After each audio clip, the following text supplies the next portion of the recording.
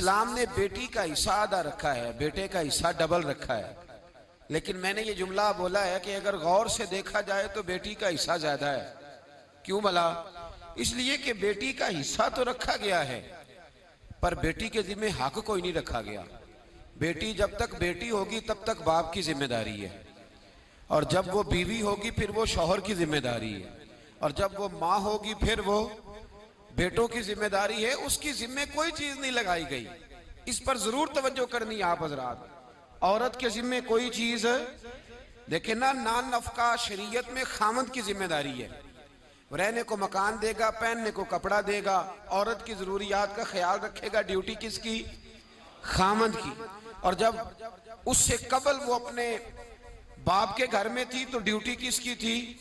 वालिद की। वालिद उसको कपड़े लेके देगा। वालिद किसी जगह शरीयत में ये मौजूद नहीं है कि बेटी खुद जाके कमा के लाएगी, बाप की जिम्मेदारी। और जब शादी हो गई तो फिर खामद की जिम्मेदारी। और जब वो माँ बन गई तो फिर तो मेरे महबूब ने कमाल ही कर दी।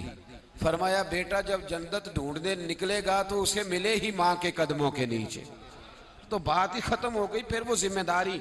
एक सहाबी ने कहा या रसूल अल्लाह सल्लल्लाहु तआला अलैहि वसल्लम, मेरा सबसे कीमती पैसा कौन सा है जो मैं खर्च करूं तो मुझे सबसे ज्यादा अजर मिले?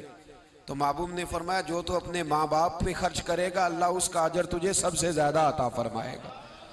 तो औरत की कोई जिम्मेदारी, लेकिन उसका हिस्सा शरीयत ने फिर भी और देखे कई जगहों पे रखा है। अगर बीवी है तो 8वां हिस्सा है। खामन की जायदाद में बीवी हिस्सेदार है, माँ है, तो बाज मसाइल में बाज औकात छठा हिस्सा माँ बाप का भी मौजूद है। और बेटी है तो 1/3 हिस्सा उसका भी मौजूद है। तो हिस्सा बीवी का हर जगह पे है। वसीयत माँ भी जायदाद में बेटे की जायदाद में हिस्सा है, वसीयत बीवी के खामन की जायदाद में भी हिस्सा है, और वसीयत बेटी के बाप की जायदाद में भी उसका हिस्सा उसका है, पर उसकी जिम्मेदारी। तो फिर बताइए इस्लाम ने ज्यादा दिया है कि कम दिया है?